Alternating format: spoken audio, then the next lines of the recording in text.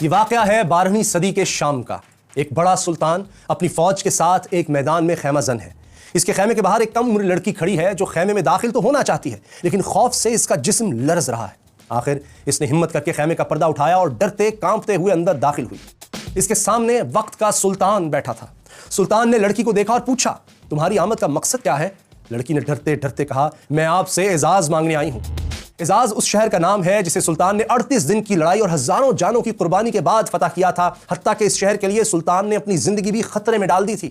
پھر بھی وہ اس لڑکی کو انکار نہیں کر سکا۔ اس نے کہا، اگر تم اعزاز مانگتی ہو تو یہ علاقہ تمہارا ہوا، یہ کہا اور اس لڑکی کو بہت سی دولت دے کر اپنے خیمے سے رخصت کر دیا۔ سلطان جانتا تھا کہ اس لڑکی کو اس کے دشمنوں نے بھیجا ہے، پھر بھی اس نے لڑکی کی بات مان لی، کیونکہ یہ لڑکی سلطان کے محسن نور الدین زنگی رحمۃ اللہ علیہ کی بیٹی تھی۔ وہی نور الدین زنگی رحمۃ اللہ علیہ جنہوں نے خواب میں نبی پاک صلی اللہ علیہ وآلہ وسلم کا دیدار کیا تھا اور آپ صلی اللہ علیہ وآلہ وسلم کی قبر مبارک تک سرنگ لگانے کی ناپاک جسارت کرنے والے 2 یہودیوں کو قتل کر دیا تھا۔ اور نور الدین زنگی رحمۃ اللہ علیہ کی بیٹی جس سلطان سے اعزاز شہر مانگنے آئی تھی، وہ بھی کوئی معمولی انسان نہیں تھا۔ اس کا نام تھا صلاح الدین یوسف، جسے دنیا سلطان صلاح الدین ایوبی رحمۃ اللہ علیہ کے نام سے جانتی ہے۔ میں ہوں محمد اسامہ غازی اور دیکھو سنو جانو کی وہ کون تھا سیریز میں ہم آج آپ کو تاریخ کے اسی ناقابل فراموش کردار سلطان صلاح الدین ایوبی رحمۃ اللہ علیہ کی بایوگرافی دکھا رہے ہیں۔ لیکن ہاں، اگر آپ نے ابھی تک ہمارے چینل کو سبسکرائب نہیں کیا تو ضرور کیجئے، تاکہ آپ تاریخی شخصیات کی مستند بایوگرافیز دیکھ، سن اور جان سکیں۔ سلطان ایوبی رحمۃ اللہ علیہ نے جس طرح اعزاز شہر ایک لڑکی کے حوالے کر دیا تھا، انہیں اپنی سلطنت اس طرح پلیٹ میں رکھ کر نہیں ملی تھی، بلکہ اس کے لیے ہر قدم پر جنگ و جدل کا سامنا کرنا پڑا تھا۔ صلاح الدین ایوبی رحمۃ اللہ علیہ پیدائشی حکمران نہیں تھے، بلکہ ان کے چچا شیرکو نور الدین زنگی رحمۃ اللہ علیہ کے کمانڈر تھے۔ اس حیثیت میں وہ اپنے بھتیجے کو بھی ہر جنگ میں اپنے ساتھ لے جاتے تھے۔ اس دور میں اسلامی سلطنت کئی حصوں میں تقسیم ہو چکی تھی۔ عباسی سلطنت صرف بغداد تک محدود رہ گئی تھی۔ عراق اور شام کے زیادہ تر علاقے خود مختار حکمرانوں کے کنٹرول میں تھے، جو ہر وقت آپس میں لڑتے رہتے تھے، جبکہ مصر پر فاطمی خاندان کی حکومت تھی۔ بیت المقدس سمیت فلسطین کے کئی علاقوں پر صلیبیوں کا کنٹرول تھا۔ ان حالات میں نور الدین زنگی رحمۃ اللہ علیہ نے شام کے بیشتر علاقوں پر قبضہ کر لیا۔ پھر انہوں نے مصر کی مدد کے لیے فوج بھیجی تو صلاح الدین ایوبی بھی اس فوج میں شامل ہو کر مصر چلے گئے۔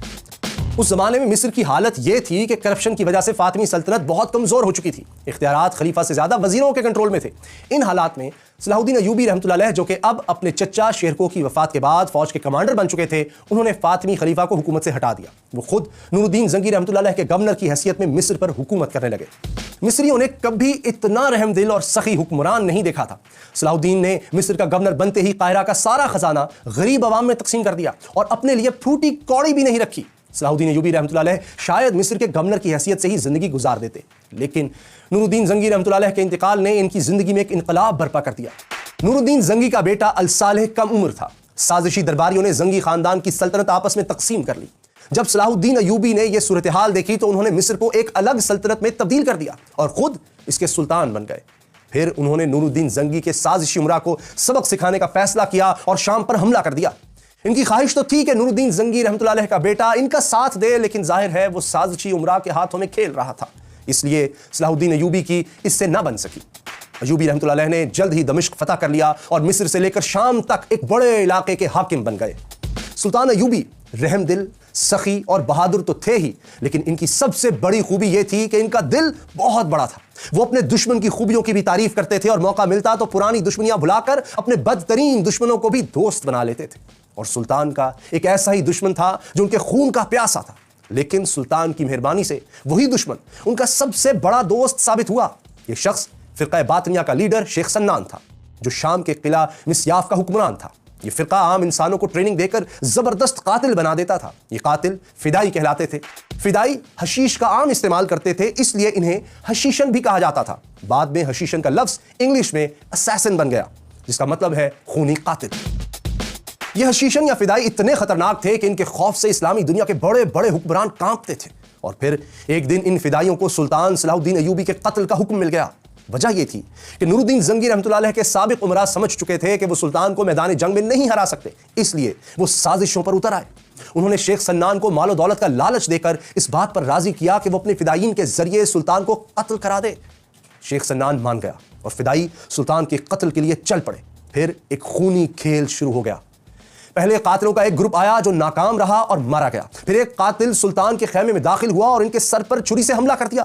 سلطان کے سر پر پگڑی تھی لیکن پگڑی کے نیچے لوہے کا خود یا ہیلمٹ بھی تھا. چھری کا وار ناکام رہا. سلطان کے محافظوں نے فدائی کو قتل کر دیا لیکن وہ فدائی قتل ہوا تو ایک اور آ گیا, وہ مارا گیا. پھر تیسرا آیا, وہ بھی مارا گیا. لیکن سلطان سمجھ گئے تھے کہ جب تک شیخ سنان کا خاتمہ نہیں ہوگا ان کی زندگی پر یہ تلوار لٹکتی رہے گی. چنانچہ وہ ایک بڑی فوج لے کر نکلے اور مسیاف کا محاصرہ کر لیا جہاں شیخ سنان موجود تھا. لیکن شیخ سنان کو اس حملے کی کوئی پرواہ نہیں تھی. پھر ایک رات ایک عجیب واقعہ ہوا جس نے سارے معاملے کا رخ ہی بدل دیا. ہوا یوں کہ سلطان اپنے خیمے میں سو رہے تھے کہ اچانک ان کی آنکھ کھل گئی. انہوں نے دیکھا خیمے کے چراغ بجھ چکے تھے اور خیمے میں کوئی اور بھی موجود تھا. سلطان نے محافظوں کو آواز دی, وہ دوڑتے ہوئے آئے اور جب چراغ دوبارہ جلائے گئے تو سب نے ایک حیرت انگیز منظر دیکھا. سلطان کے بستر کے قریب ایک خنجر پڑا تھا. اس کے ساتھ ایک کاغذ تھا جس پر لکھا تھا, بادشاہ سلامت, آپ ہمارے رحم و کرم پر ہیں, ذرا ہوش میں آئیے. سلطان بہت حیران ہوئے. ان کے حکم پر محافظوں نے خیمے کے گرد جائزہ لیا تو ایک شخص کے قدموں کے نشانات کچھ دور تک دکھائی دیے لیکن کوئی پکڑا نہیں جا سکا. سلطان اپنے دشمنوں کی دیدہ دلیری اور حیرت انگیز جنگی صلاحیتوں سے بہت متاثر ہوئے. انہوں نے شیخ سنان کو دوست بنا لیا اور ایسا پکا دوست بنایا کہ وہی شخص جو سلطان کے خون کا پیاسا تھا وہ سلطان کے ساتھ مل کر انہی کے دشمنوں سے لڑتا رہا. تاہم بعض مورخین یہ بھی کہتے ہیں کہ اس رات سلطان کے خیمے میں کوئی نہیں آیا تھا. یہ واقعہ بالکل جھوٹ ہے. وہ یہ بھی کہتے ہیں کہ سلطان کے سخت محاصرے سے خوف زدہ ہو کر شیخ سنان نے خود رحم کی درخواست کی تھی. قصہ کچھ بھی ہو, بہرحال سلطان نے اپنے بدترین دشمن کو بھی اپنا اتحادی بنا کر اعلیٰ ظرفی اور سیاسی بصیرت کا ثبوت دیا. لیکن سلطان صلاح الدین ایوبی رحمۃ اللہ علیہ کے لیے سازشی